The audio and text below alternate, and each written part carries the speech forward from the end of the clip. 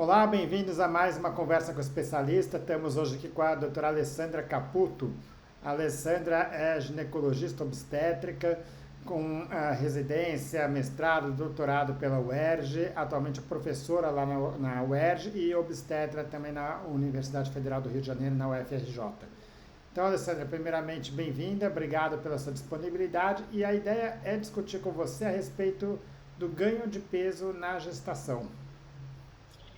Bom dia, todo mundo. Bom dia, João. Muito obrigada pelo convite. Vamos conversar um pouquinho sobre isso, né? Um tema tão importante que aflige aí tantas gestantes, tantas mulheres que ficam com dúvida com relação ao que seria normal, né? Ao que seria ideal na gravidez para a gente promover realmente uma melhor saúde, né? Desse binômio materno-fetal. E isso é algo muito interessante, João, porque hoje, inclusive, a gente tem um conceito muito importante em obstetrícia, que é falar sobre epigenética, né? Todo mundo ou já deve ter ouvido falar o conceito dos 1000 dias do recém-nascido. E isso é muito importante porque esses 1000 dias começam exatamente no período pré-concepcional. Então, engravidar com o peso ideal já é um primeiro excelente passo para a gente promover uma saúde no futuro melhor, né? Para esse adulto mesmo. A gente está falando aqui em melhorar esse ambiente intrauterino, esse ambiente pré-concepcional, para a gente diminuir o risco de doenças na vida adulta. Então, é muito importante esse bate-papo. Que bom.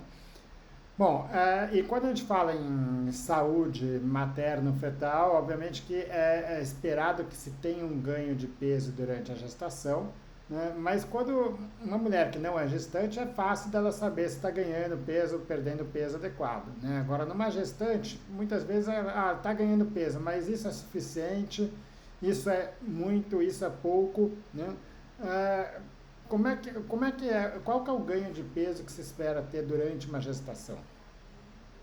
Então, a primeira coisa para a gente entender sobre ganho de peso ideal, adequado durante a gestação, é a gente entender qual é o índice de massa corporal dessa paciente no início do pré-natal. E a gente tem essa informação, porque isso vai nortear a nossa orientação sobre ganho de peso ideal. Então, numa paciente que tem baixo peso, que tem esse índice de massa corpórea menor do que 19, né, ela tem que ganhar entre 12 e 18 quilos. No outro extremo, por exemplo, se a gente tem as pacientes obesas com IMC maior do que 30, esse ganho de peso já deve ser entre 5 e 9 quilos. Nas pacientes com sobrepeso, né, então o IMC entre 25 e 29,9, entre 6 a 11 quilos, e nas pacientes eutróficas, né, que estão com peso adequado, com IMC adequado, esse ganho de peso tem que ser entre 11 a 15 quilos. Então, a gente, para dar essa orientação, né, de novo, a gente vai ter que voltar naquela informação sobre quanto ela está pesando no início da gravidez para a gente calcular o índice de massa corpórea. Ótimo. Bom, e aí, obviamente, que existem tabelas que indicam quanto de peso que precisa ganhar em cada fase da gestação e a partir disso que você vai dizer, olha, esse ganho de peso está sendo adequado ou está sendo excessivo ou está sendo pouco, né? Exatamente, porque eu coloquei assim esse peso, né, de uma forma geral, para a gravidez inteira. Né, o ideal é que no começo se ganhe menos, porque no final da gestação, né, tanto o bebê como a própria massa, o volume uterino vão aumentar, então você acaba ganhando mais peso no último trimestre do que no começo. Então, também existem gráficos que vão orientar isso, né, do quanto ganhar no começo, no meio, no final da gestação, e isso também de acordo com o IMC dela do início da gestação. Ótimo. Bom, pelos números que você falou, uma pessoa que seja mais magra pode ter uma indicação de ganhar até o dobro de peso do que uma pessoa mais obesa, né? Exatamente isso. Quando a gente fala no ganho de peso, a gente está falando no peso do bebê, né? Mas está falando também em placenta, está falando em líquido amniótico, volemia, massa uterina, né? Quer dizer, outras estruturas que também ganham peso na gestação, né? O que muda Sim. dessa pessoa mais magra para a pessoa obesa? Por que a pessoa que é mais magra ela precisa ganhar tanto peso a mais do que uma pessoa obesa? Então, porque a gente tem também toda a regulação desse ambiente intrauterino, né? Então, qual é a questão? Baixo peso na gravidez, né? Uma paciente que engravida, que não tem um ganho de peso adequado, ou que já tem um ganho de peso menor durante a gestação, isso está associado também a baixo peso do recém-nascido. Então, para ela poder atingir aquela meta final lá na gravidez, ela vai ter um ganho de peso maior. Ao passo que os pacientes com obesidade, você ganhar a mesma quantidade de peso, você vai aumentar a obesidade. E hoje a gente sabe que a obesidade é uma doença inflamatória, né? E todos esses fatores inflamatórios, todo esse ambiente inflamatório relacionado à obesidade aumenta o risco de algumas patologias, como pré-eclâmpsia, diabetes gestacional, aumenta os riscos para o parto, seja esse parto, um parto vaginal, seja isso uma cesariana. Então, daí vem essa necessidade de regulação de peso e de regulação de ganho de peso ao longo da gestação, para a gente poder diminuir ou tentar diminuir esses riscos desse ambiente intrauterino. Tá ótimo, ou seja, uma pessoa mais magra, ela tem que se esforçar de alguma forma para Para ganhar um ganhar um pouquinho pouco mais de mais de peso, e a peso. pessoa que é obesa, ela tem que se esforçar para ter para talvez não aumentar mais o peso, vamos dizer assim. É isso. Tá. Ah, bom, pegamos agora uma gestante que você identificou ali que ela está ganhando peso acima do que ela deveria, tá? A gente obviamente vai pensar em obesidade, mas tem outras causas para isso. Quer dizer, o que pode fazer com que uma pessoa ganhe mais peso do que o indicado durante a gestação? É.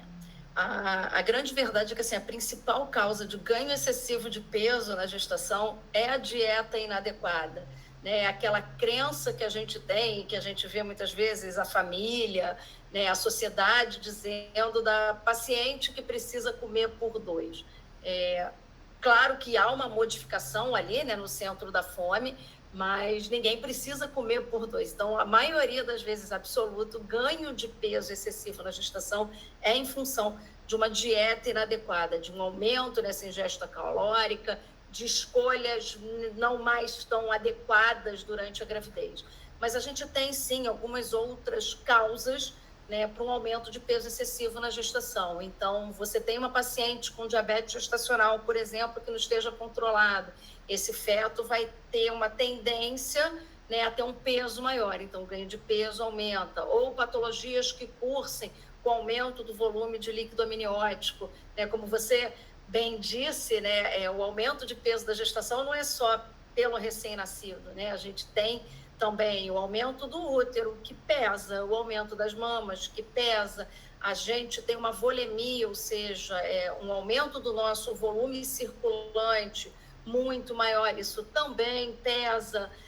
Então, tudo que leve ao aumento, por exemplo, do líquido amniótico pode ganhar um peso excessivo. Mas uma coisa que a gente sempre fica muito atenta com um ganho excessivo de peso, principalmente se esse ganho excessivo é muito súbito. Então, por exemplo, uma paciente que ganhou 2 quilos em uma semana, né? É um ganho de peso muito rápido num espaço muito curto de tempo.